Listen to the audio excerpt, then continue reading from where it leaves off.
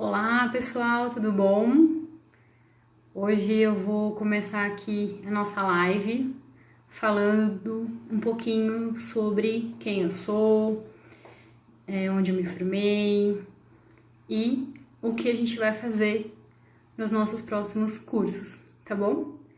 Então eu sou a Aline Borrolini, eu sou fonoaudióloga doutora, eu sou formada há 17 anos e hoje eu estou aqui para falar um pouquinho sobre os desafios dos atendimentos na telemedicina, principalmente no campo da fonoaudiologia.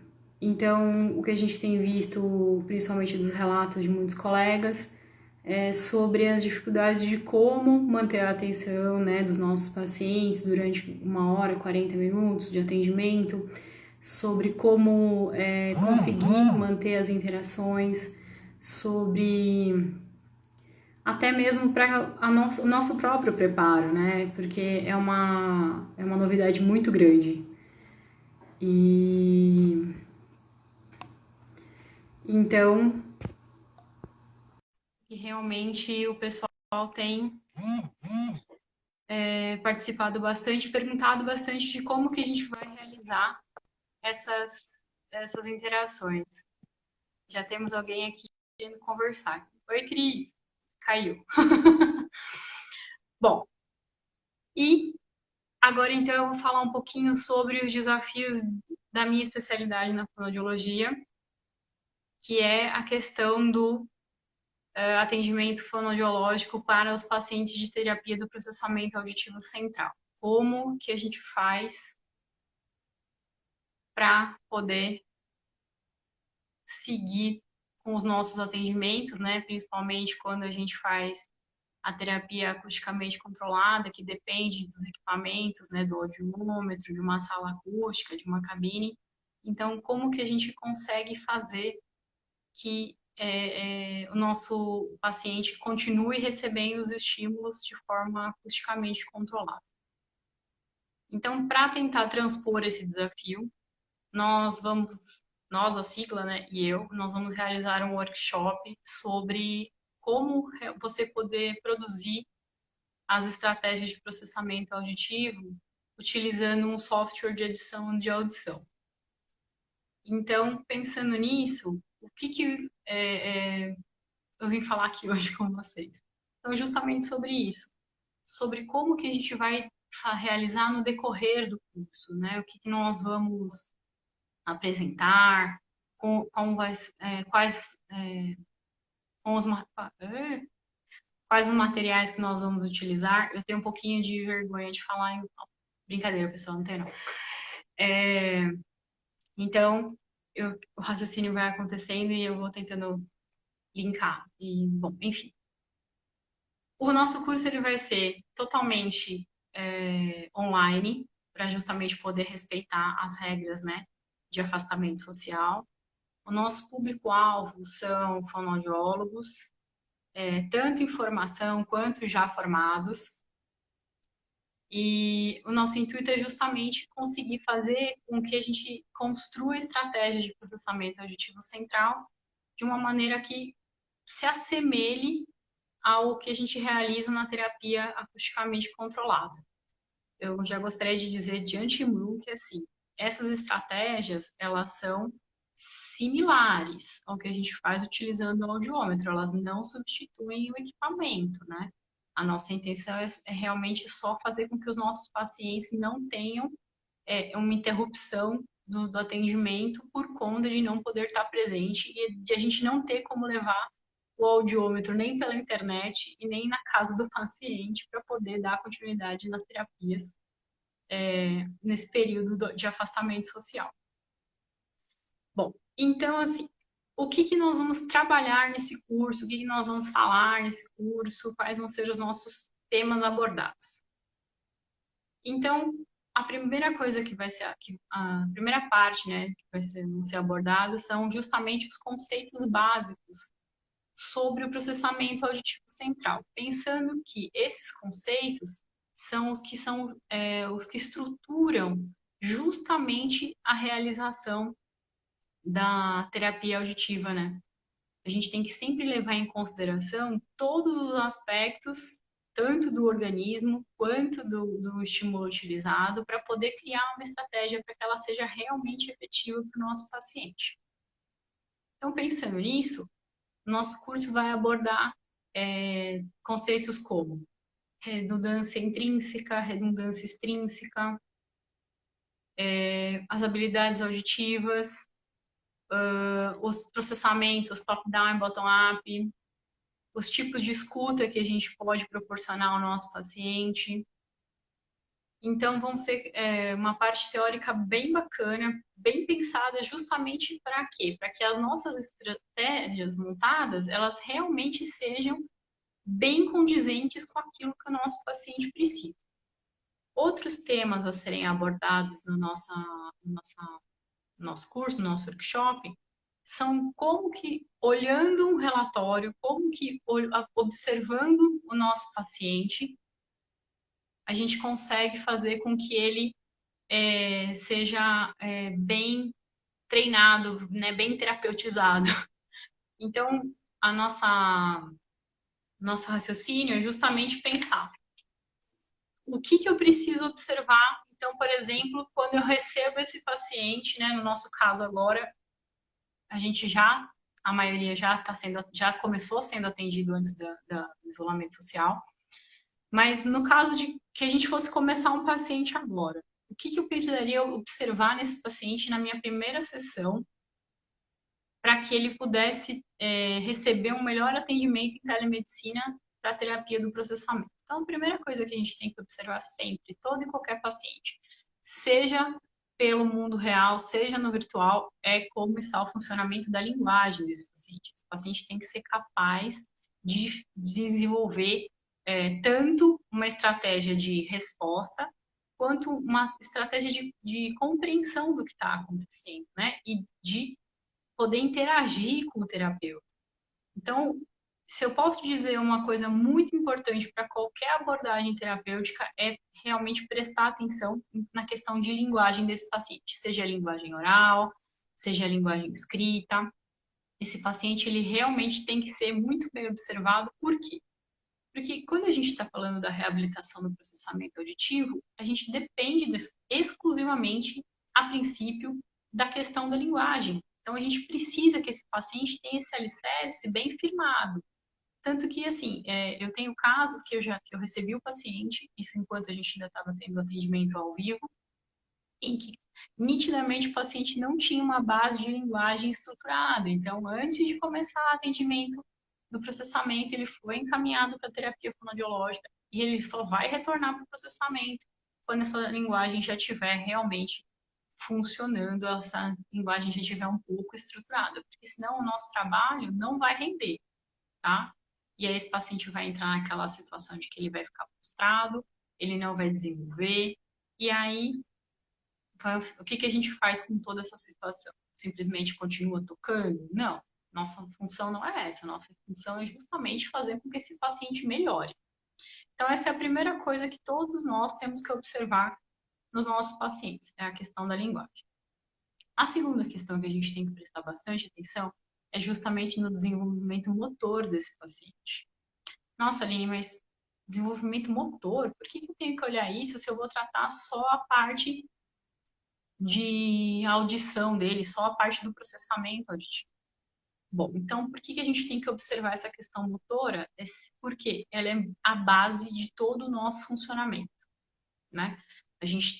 Quando a gente não tem um desenvolvimento neuropsicomotor dentro daquilo que é esperado para cada faixa etária, a gente tem um acúmulo de acontecimentos, né? Como se fosse uma bola de neve. Eu tenho um atraso no desenvolvimento neuropsicomotor, automaticamente eu vou ter um maior atraso do meu desenvolvimento auditivo, do meu desenvolvimento de linguagem, do meu desenvolvimento escolar. Então, a gente tem que prestar muita atenção nessa questão motora do nosso paciente, até mesmo porque, por exemplo, a gente vai utilizar de algumas estratégias em que o paciente vai ter movimentos de coordenação motora que vão ser utilizados para ele responder. Então, se ele tiver um atraso muito grande nessa questão motora, vai ter uma complicação ainda maior para o nosso tratamento, né? O que mais que a gente tem que levar em consideração? A idade do paciente, a idade cronológica, né? Não adianta eu querer pegar uma criança de 4, 5 anos de idade e colocar ela para fazer o treinamento auditivo acusticamente controlado. Por quê? Porque eu vou causar um sofrimento muito grande nessa criança, porque ela não tem subsídios, ela não tem experiências para poder sustentar esse atendimento, para ela sustentar essa estimulação que ela é muito, muito pesada mesmo, né? Se você parar para pensar que a gente vai reabilitar toda a via auditiva, desde a parte mais periférica até a parte mais central, e que a gente ainda assim vai acrescentar para essa criança, né, para esse indivíduo, uma série de conceitos muito abstratos, então realmente não tem como fazer a situação de colocar essa criança em terapia muito cedo, né, acusticamente controlada. Aí todo mundo pergunta assim, ah, tá, então quer dizer que se eu tiver um paciente com 4, 5 anos e que ele já tem indícios de alteração do processamento, eu não posso colocar ele em terapia, eu não posso fazer nenhuma intervenção com ele. Não, claro que você pode. Óbvio que você pode e com certeza você tem que começar a intervenção auditiva com esse paciente. Só que não vai ser da maneira acusticamente controlada. Uma coisa bacana desse curso que a gente vai fazer, do workshop, apesar dele ser voltado para terapia acusticamente controlada, as estratégias elas também podem ser utilizadas para quê? Para enviar para casa. Então, você pega uma criança de 4, 5 anos de idade e você bola uma estratégia, controla todo o estímulo, claro, como eu disse, sempre respeitando a capacidade de resposta dela, sempre respeitando a capacidade de compreensão dela. Então, esse workshop, ele não vai servir só para o paciente que já estava em treinamento acústico, ele vai servir também para aquele paciente que está em terapia de linguagem e que precisa de uma estimulação auditiva, mesmo que ele seja muito novinho. Tudo bem? A gente também vai levar em consideração o que eu preciso olhar no relatório. Então, às vezes você recebe um relatório e pensa, como que eu vou estruturar a minha terapia? O que eu preciso fazer? O que eu preciso saber para conseguir estruturar essa terapia? Bom, a primeira coisa que você precisa saber são os conceitos básicos sobre o processamento auditivo. Então, como eu já falei para vocês, vocês têm que entender de anatomia, de fisiologia, de conceitos de estruturação, então as redundâncias, os mecanismos fisiológicos. Então, tudo isso é muito importante. Ah, Eline, mas eu não sou avaliadora, eu não me importo, não me importo não, desculpa. Não utilizo isso no meu dia a dia. Tudo bem, você pode até não utilizar para você não ser um avaliador do processamento, mas você tem que saber, você tem que entender, até mesmo para você olhar aquele relatório e ter uma firmeza de qual é o caminho que você vai seguir com aquele paciente, tá? Então, o que tem que chamar a nossa atenção no nosso relatório, né? No relatório que a gente recebe para fazer a terapia do processamento? A primeira coisa que sempre tem que chamar a nossa atenção é como foi o desempenho desse paciente em relação aos testes que são adequados para cada faixa etária. Ah, Aline, mas a gente vê que tem muita gente aplicando os testes, vários testes, uma bateria super extensa, praticamente todos os testes em crianças em todas as idades.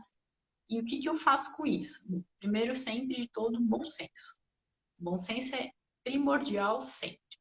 A gente sempre tem que olhar aquele resultado e pensar, esse exame, esse teste que foi aplicado, não é criticando o colega, não é julgando o colega, é você olhar e saber o que você está procurando. Então, você tem que saber a faixa etária que aquele teste é mais adequado. Os testes, quando eles foram padronizados, eles foram feitos a partir de 5 anos de idade, mas a gente tem, com o passar dos anos, foi se vendo que o desenvolvimento auditivo, ele termina, né, de ficar amadurecido aos 12 anos de idade. Então, eu não posso achar que um teste que eu aplico para 12 anos de idade, ele vai me dar a mesma resposta numa criança de 5 anos, e vice-versa. Então, são todas as coisas que a gente tem que levar muito em consideração para poder pensar em como começar a nossa terapia, em como estruturar, olhando o relatório. Bom, olhei os testes, verifiquei que. Então, vamos pensar que o nosso paciente, o paciente que chegou para a gente, ele fez testes que realmente estavam adequados à faixa etária dele, né?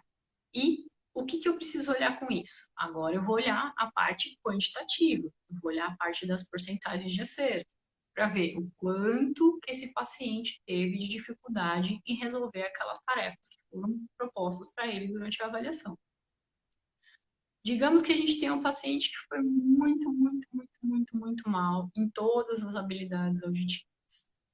O que a gente tem que pensar, né, do ponto de vista analítico da situação? É que esse paciente, ele tem uma questão de linguagem muito grande. Ele tem uma questão de linguagem bem importante. Então, ele tem a questão de que esse processamento, ele está sendo agora o quê? Justamente comprometido por essa questão de linguagem. A gente não consegue distanciar essas duas questões. Oiê!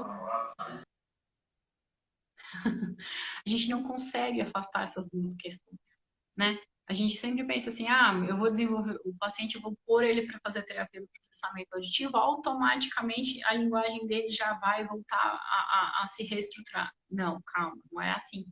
A gente sabe muito bem que esses dois sistemas, eles funcionam em codependência. Se eu fiquei muito tempo sem uma estimulação auditiva, sem um desafio auditivo na minha vida, com certeza a minha linguagem também não vai desenvolver. Então, como que eu quero que esse paciente tenha respostas para testes auditivos se eu não tenho a linguagem acontecendo também? Então, a gente tem que sempre pensar muito sobre isso. Primeira coisa, olhando o relatório. Segunda coisa, né, olhando o nosso relatório, é essa questão. Terceira coisa é muito importante a gente sempre verificar o desempenho de simetria e assimetria entre as orelhas. Por que isso é importante? Nos nossos testes, a maior parte deles são testes de fala, certo? Tirando o quê? Os testes de ordenação temporal, resolução temporal e o teste de código não verbal. Todos os outros testes, eles são empregados os estímulos de fala. Pensando nisso, a gente tem que pensar no comportamento de destros e canhotos, certo? A maioria dos indivíduos destros, eles têm uma tendência para estímulos de fala ter um desempenho melhor para a orelha direita, quanto que os canhotos têm uma tendência de ter respostas melhores para a orelha esquerda, por conta da questão da dominância hemisférica. Pensando nisso, eu vou olhar o resultado do meu paciente, então vou pegar um teste de escuta dicótica, um teste de escuta dicótica para fala. O que eu preciso observar?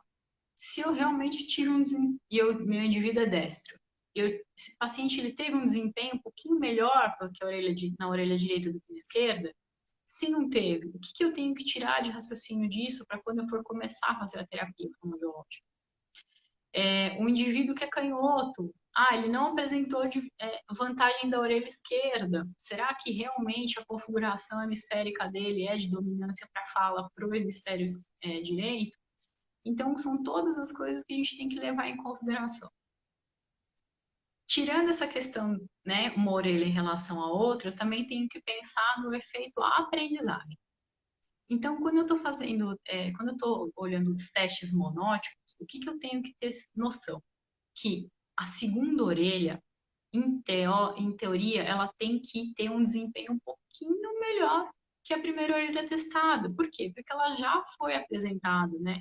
O cérebro já foi introduzido aquele desafio que foi acontecendo. Então, a segunda orelha ela tem que ter uma resposta um pouquinho melhor. Nem que seja 4, 5%, 10% melhor, mas ela tem que ter um desempenho um pouquinho melhor. Aí todo mundo está perguntando, pensando, mas Aline, você está falando de avaliação, workshop de terapia? Sim, workshop de terapia, e eu estou falando de avaliação. Por quê? Porque para você ser um bom terapeuta de processamento, você tem que ser não só um bom avaliador, mas um avaliador, um analisador crítico do que você está recebendo. É como eu falei para vocês, nunca no sentido de que a gente vai denegrir o colega que realizou o exame. Não é essa a nossa intenção. A nossa intenção é olhar e entender aquele paciente no funcionamento dele para que a gente possa estruturar a terapia, né, da melhor maneira possível para que ele seja realmente bem atendido. Então, peguei uma questão, como eu falei para vocês, a melhora na segunda orelha, ela se faz obrigatória, aliás, ela se faz necessária para justamente eu ter o quê? Porque quando tem essa melhora, eu tenho uma questão não só de audição, eu tenho uma questão de memória, eu tenho uma questão de aprendizagem. Que isso tudo vai ser muito importante para a gente quando a gente estiver realizando a terapia do processamento. Tudo bem? Bom, agora falando da terapia propriamente dita, como que a gente pode estruturar para realizar esses atendimentos em telemedicina? Bom, a gente tem o recurso que são os softwares de edição de áudio e eles são, a maioria, eles são gratuitos.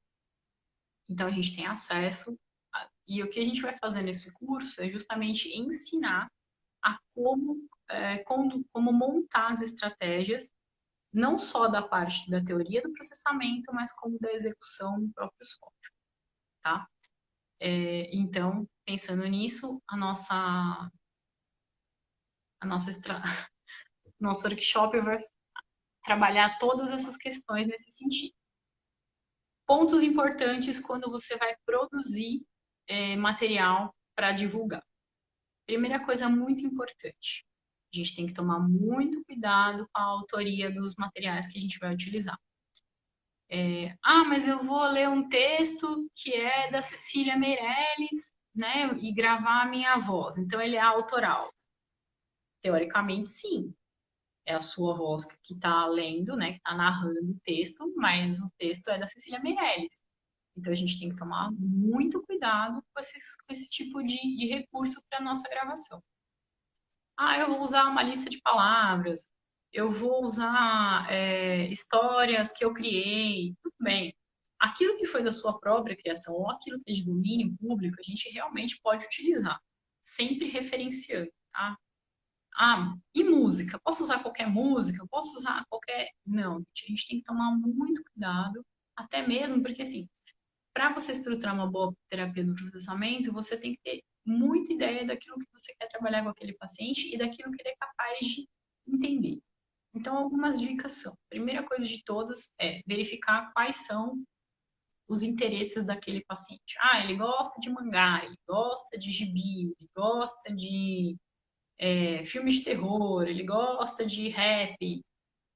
Então, assim, as preferências do nosso paciente, elas têm que ser respeitadas. Por quê? Porque são elas que vão servir para que a gente tenha uma maior ação com esse paciente, tá? Então, cuidado com a questão autoral, cuidado com o repertório que você vai trabalhar com esse paciente, respeitar aquilo que é de gosto dele, porque um paciente que se sente agradado, ele tem um desempenho melhor, né? Ele fica feliz. A gente sabe que as tarefas do processamento, elas são difíceis, elas são desafiadoras. Então, se a gente puder proporcionar a esse paciente uma situação agradável, né, na escolha dos nossos estímulos, sempre é uma solução muito melhor, sempre é um caminho muito melhor. Claro que a gente não vai fazer só aquilo que o paciente tem familiaridade, porque justamente um dos paradigmas da terapia do processamento é desafiar o cérebro. Aliás, é o maior paradigma de todos. Tanto que a gente utiliza de recursos de modificação da intensidade, distorção da fonte sonora, amplitude, tudo isso para que justamente a gente tenha um desafio, a gente cause um desafio no cérebro desse paciente para que a gente tenha uma reabilitação auditiva realmente efetiva, tá? Mas aí, como eu falei para vocês, a gente sempre parte daquilo que é familiar para aquilo que é desconhecido. A gente parte daquilo que é mais fácil para aquilo que é mais difícil. Sempre de forma gradativa, sempre respeitando a dificuldade do paciente. Se você construiu uma estratégia, por mais legal que ela seja, por mais que você tenha gostado, achado ela linda e maravilhosa, assim, você tem que pensar que para aquele paciente, às vezes, ela vai ser bem difícil. Então, você tem que começar a pensar em saídas para facilitar aquele paciente. Mas, espera, a gente acabou de falar que o intuito é desafiar? Sim, é desafiar, mas não é massacrar o coitado do paciente. A gente quer com que ele cresça, com que ele tenha esse desenvolvimento, essa continuidade no tratamento, mas sem aquele sofrimento extremo e desnecessário, certo? Então, preciso o quê? Pensar nessas questões de desafio, pensar nessas questões de como eu vou tanto dificultar para o paciente, como quando eu vou facilitar. A nossa intenção da terapia do processamento não é que o paciente acerte 100% o tempo todo. Se ele começa a acertar 100% o tempo todo, 90% o tempo todo das tarefas, elas estão muito fáceis.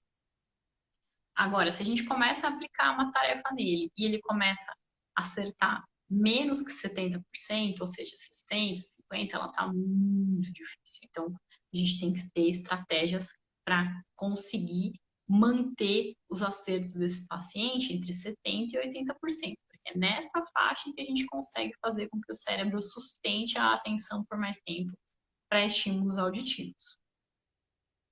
Tudo bem, pessoal? Espero que vocês estejam gostando. Eu me empolgo. Então, pensando nisso, as nossas estratégias têm que ser pensadas. Uma parte fácil, uma parte média, uma parte difícil. Os tipos de resposta que eu vou esperar desse paciente, eu vou pedir para ele apontar figuras que representem os sons que eu estou pedindo, ele imitar os sons que eu estou pedindo para que ele ouça e reproduza, ele vai falar, né, ele vai responder falando, ele vai responder escrevendo, a resposta dele vai ser movimentos motores grandes. E como a gente não está utilizando o audiômetro, um fone fixo, a gente tem a possibilidade de criar estratégias, inclusive que esse paciente tenha uma movimentação motora grande, que ele possa correr, que ele possa pular, que ele possa se exercitar auditivamente, utilizando também de estratégias motoras, para justamente o quê? Eu tenha a associação da audição com a parte motora. Muito importante isso, pessoal. É uma coisa bem bacana que eu quero comentar com vocês, que a gente tem que fazer o máximo de associação som, movimento motor. Por quê? Porque a representação das nossas mãos, dos nossos braços, das nossas pernas, né? No nosso cérebro, ela é enorme. Tem áreas enormes, né? Cerebrais para esse tipo de membros, né? Membros superiores e membros inferiores. Já a área auditiva, ela é uma área pequenininha, bem pequenininha. Ela é extremamente importante, ela é extremamente complexa, mas ela é bem pequenininha. Tanto que, por exemplo, quando a gente... todo mundo deve ter conhecido alguém que sofreu um AVC ou ouviu falar. A maior parte dos pacientes que sofreu um AVC, o que ele tem de paralisia? Ele tem uma questão motora, né? Então, normalmente paralisa um lado e ele acaba tendo um comprometimento de fala importante. Por quê? Porque são áreas um pouco maiores que a área auditiva. Então, se eu pensar que a área auditiva é pequenininha, mas ela está do lado da área motora, que é enorme, e eu realizar a associação dessas duas áreas, eu tenho um desempenho auditivo melhor. Eu consigo fazer com que as sinapses aconteçam de forma mais estruturada, mais forte, e que eu vá reabilitando esse caminho, esse som. Acabei de receber aqui. Dizem que tamanho não é documento. É realmente, no caso da área auditiva, ela é uma área bem potente, apesar de ser bem pequenininha. Então, a gente tem um ganho muito grande quando a gente associa o som e a movimentação motora. Tanto que, o que vem acontecendo, né? Por que a gente tem visto tantas crianças, né, com uma questão de processamento tão alterado, de atenção auditiva tão alterada? Porque hoje elas não têm mais tanto aquela interação com brincadeiras utilizando sons, utilizando músicas, né? Eu lembro de quando eu era criança, a gente brincava de ciranda, pular corda, e sempre tinha uma musiquinha com uma instruçãozinha que tinha que ser seguida. Então, o mundo era muito mais interativo nesse sentido de que você tinha uma melodia próxima, uma letra que te dava uma certa instrução do que você ia fazer. Os desafios auditivos eram maiores. Hoje, como a gente tem uma questão de utilização muito de eletrônicos, muito visual, acabou se perdendo um pouco essa questão de estimulação auditiva e motora associadas, né? Hoje em dia as crianças já não têm mais tanto a liberdade de brincar na rua, o lugar que elas têm mais espaço para brincar, às vezes, na escola, e a gente sabe que é um tempo limitado. Então, são todos fatores que vão interferindo para que essa criança, né, para que essas crianças tenham uma atenção auditiva diferenciada, tenham uma dificuldade de sustentar essa atenção auditiva. Então, a terapia do processamento, ele vem resgatar essa associação, som, movimento, para que a gente consiga ter sempre um desempenho em situações desafiadoras de audição. Ah, mas quais são essas situações desafiadoras? Bom, sala de aula é uma situação desafiadora porque existe a professora falando, existem os colegas falando, às vezes tem som de avenida, um ventilador, um ar-condicionado. Tudo isso acaba sempre sendo disputado a atenção no nosso cérebro. Se a gente pensar que o sistema auditivo é o único sistema sensorial que não desliga, né? Então você está dormindo e o seu sistema auditivo ele está funcionando. Tanto que qualquer padrão sonoro diferente durante o seu sono, você acorda. E você acorda assustado. Por quê? Porque justamente ele é um sistema de alerta, ele não desliga. Então, a nossa intenção é fazer com que ele aprenda a escolher quais são os estímulos que são realmente importantes para ele em cada situação de convivência, né? Em cada situação social que ele está. Se ele está na sala de aula, o foco dele tem que ser o quê? A professora. Se ele está no recreio, o foco tem que ser a conversa com os amigos, a interação, as brincadeiras. Se ele está em casa, ele tem que prestar atenção na mãe, no pai, no irmão, nos sons que vêm da rua. Se ele está caminhando na rua, ele precisa conseguir ter mais atenção daquilo que pode oferecer de perigo para ele, né? A gente tem visto muitos casos de pessoas, né, não só principalmente adultos, que acabam sofrendo algum tipo de acidente na rua por conta da atenção estar totalmente focada no visual, que seria o celular, e desfocada do resto. Então, a gente tem que começar a resgatar a importância da audição, né?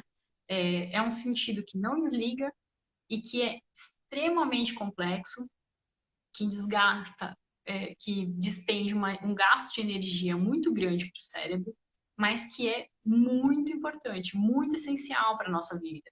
Ele faz com que a gente tenha segurança, né?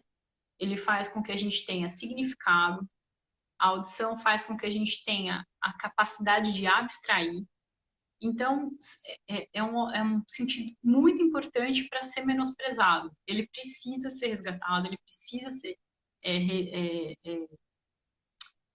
conduzido a uma maneira que ele seja realmente assim fortalecido. Então, se você não tem uma questão auditiva, para você o mundo ele tem um funcionamento diferente. Agora, quando você tem uma questão auditiva, que é o transtorno do processamento auditivo, se você já gasta energia naturalmente para ouvir, quando você tem a alteração do processamento, esse gasto de energia é 20, 30 vezes maior, certo? Porque todos os estímulos te chamam a atenção e, ao mesmo tempo, nenhum deles consegue manter a sua atenção. Uma coisa muito importante que eu acabei de lembrar para falar do paciente com alteração do processamento é a questão emocional desse paciente.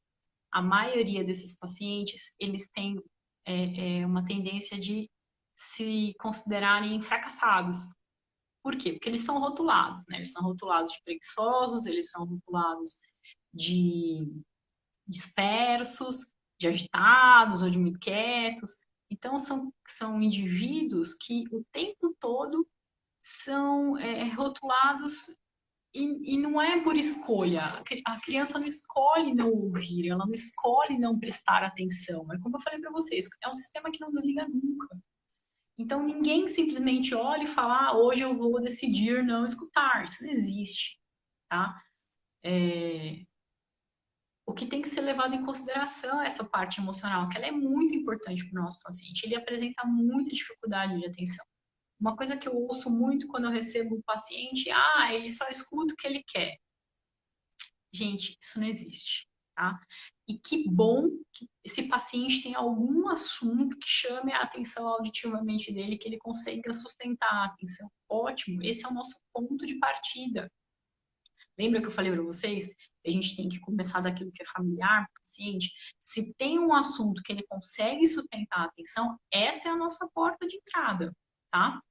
Então, a gente tem que tomar muito cuidado com esse paciente por conta dessa questão emocional. Eles são bem carentes nesse sentido de que, como eles são muito rotulados, como eles fracassam com muita frequência por conta do tempo de atenção que eles conseguem sustentar, então eles têm uma tendência muito grande de serem muito, como é que eu vou dizer? Rotulados. Então a gente tem que sempre prestar bastante atenção. Tanto que assim, uma coisa importante, como que eu vou conseguir manter esse paciente atento a mim, utilizando a telemedicina e não tendo aquela proximidade? Gente, é o que eu falo, o paciente, ele mesmo não estando próximo, ele pode sentir o quanto você realmente está se importando com o que ele está respondendo. Então, o incentivo é muito importante, a correção é muito importante. Na hora que você está com o paciente, que você está desenvolvendo a tarefa, procure evitar as palavras, você errou, as frases, né? Você errou, tá errado. Procure sempre motivar esse paciente com palavras como, por exemplo, tem certeza? Esse é o lado que a gente está trabalhando. Por quê? Porque dá um olhar diferente para esse paciente, né? É diferente de não estar errado, não é essa orelha. É justamente fazer com que esse paciente tenha atenção para aquilo que você está utilizando de estímulo.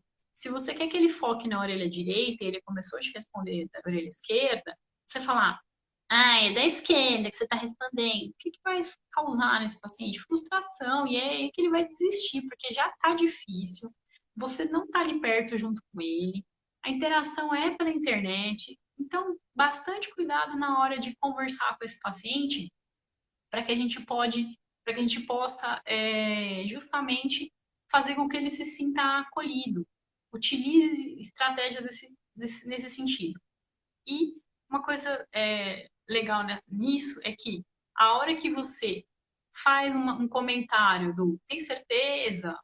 Olha, esse foi da outra orelha. O que você está ensinando para aquele cérebro? O que você está fazendo com que esse paciente volte o tempo de atenção dele para justamente aquilo que é o estímulo principal? É difícil sustentar a atenção. Um indivíduo normal, para vocês terem uma ideia, consegue manter a atenção auditiva no máximo durante 7 minutos. 7 minutos? Isso, 7 minutos. O indivíduo alterado, o tempo de atenção dele é muito menor. Então, a gente tem que sempre levar em consideração isso. Então, a nossa terapia, ela vai ser de 40 minutos, 50 minutos, 1 hora, o tempo todo, com aquela estimulação forte, pesada? Não, pessoal, não vai. A gente tem que saber justamente segmentar.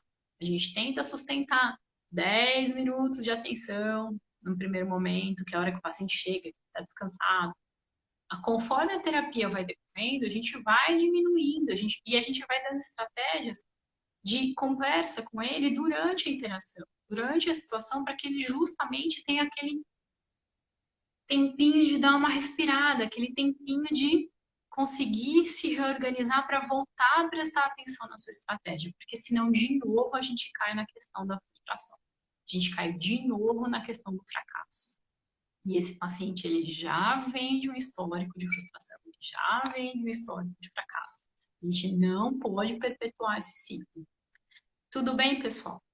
Então, o nosso workshop, ele vai começar no dia 10, né? As aulas vão ser online. Só um minutinho.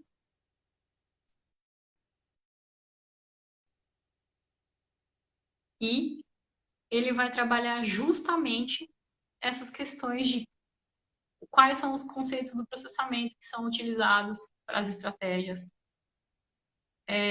Por que a gente vai pensar sempre a partir dos...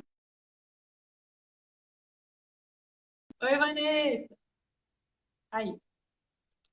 A gente vai pensar sempre a partir dos testes que já foram criados.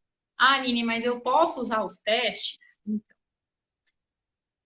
acabei de receber a informação da sigla, hein? Turma confirmada já, hein, pessoal? Mas ainda tem vagas, vamos lá. Por ser online, a gente comporta bastante gente. Bom, então, perdi o raciocínio, voltando. Esqueci. Desculpa, pessoal. A da atenção. Então, mantenha a atenção. Primeiros 10 minutos, bem focado. Dá um intervalinho. 2 minutinhos de sessão. Mais 9 minutos. Mais um intervalinho. E sempre fazendo com que esse paciente tenha vontade de prestar atenção. Vontade de estar naquele momento com vocês. E, lembrando, lembrei o raciocínio. Falando do curso, então o curso começa dia 10, a turma está confirmada, as aulas vão ser online. Os assuntos que vão ser tratados são os conceitos sobre o processamento auditivo, as habilidades auditivas, como montar as estratégias, então quais são os cuidados que a gente precisa ter na hora de montar as estratégias e qual é o software que a gente vai utilizar.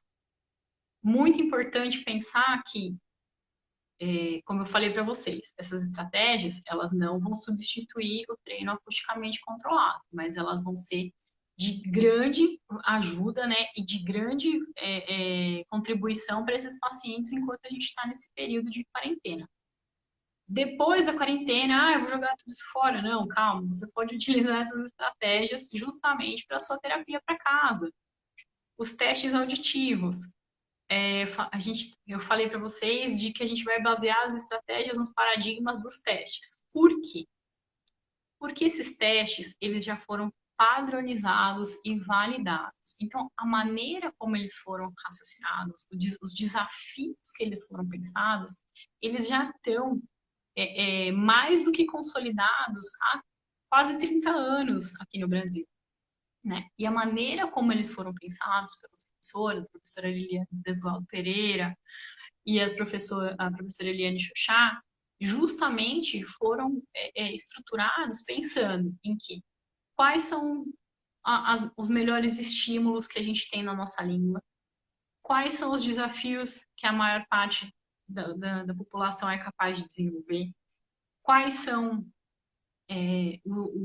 os tempos de acontecimento que a gente precisa para poder fazer a avaliação. Então, se esses paradigmas funcionam para avaliação, eles também funcionam para reabilitação.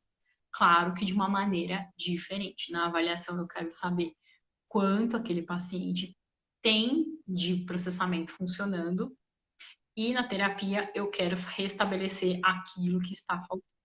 Então, são esses os nossos assuntos a serem tratados no nosso workshop, que vai começar agora dia 10. Então, para quem se interessou, mesmo que não esteja trabalhando diretamente com o treinamento auditivo acusticamente controlado, como eu falei para vocês, as estratégias, a maneira como vão ser ensinadas, a elaboração das estratégias servem para a terapia fonoaudiológica, o enfoque auditivo, para crianças de todas as idades, para adolescentes, adultos, idosos, inclusive. Né? A gente vai ter uma parte do nosso curso que vai falar um pouquinho de como montar a estratégia para os idosos, que a gente segue um caminho diferenciado do que a gente segue para uma criança, né? Para ter o mesmo resultado, para ter resultados assim excelentes. Por quê? Porque a neuroplasticidade nunca acaba, ela só acaba quando a gente realmente falece. Antes disso, ela tá lá, ela é possível ser utilizada, tá?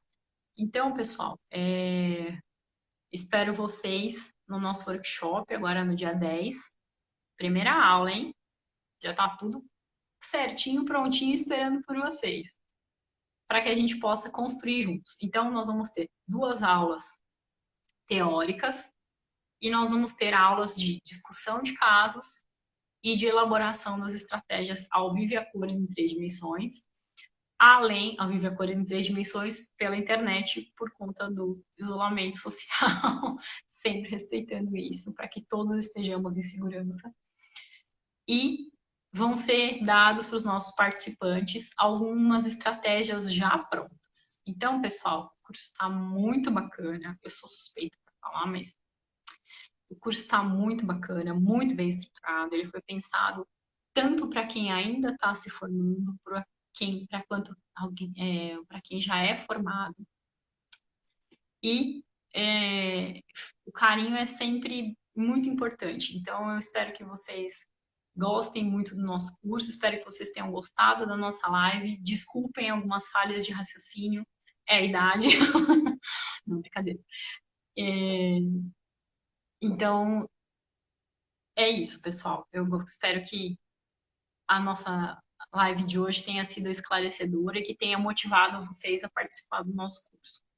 As inscrições são pelo site da Sigla Educacional, então www.siglaeducacional.com.br. E se tiverem alguma dúvida, eu estou aqui à disposição, a sigla está à disposição e eu conto com vocês, então, para participar desse nosso workshop. Tem outros cursos que nós vamos estar apresentando. Nós vamos ter um workshop sobre terapia é o que eu estou falando, sobre avaliação do processamento. Nós vamos ter workshop sobre avaliação audiológica básica, avaliação audiológica infantil. Um curso de motricidade orofacial da professora Paula Toledo. A especialização em áudio, especialização em processamento. Então, tem muita coisa boa, muitos cursos bem bacanas lá na Sigla Educacional esperando por vocês. Espero que vocês tenham gostado. Me desculpem as falhas. E eu vejo vocês, então, nos nossos cursos. Certo, pessoal? Então, um grande beijo. Fiquei muito feliz aqui com a mensagem. Recebi mensagens de ex-alunos, mensagens de colegas, de amigos. É muito bom esse carinho, é muito bacana esse reconhecimento.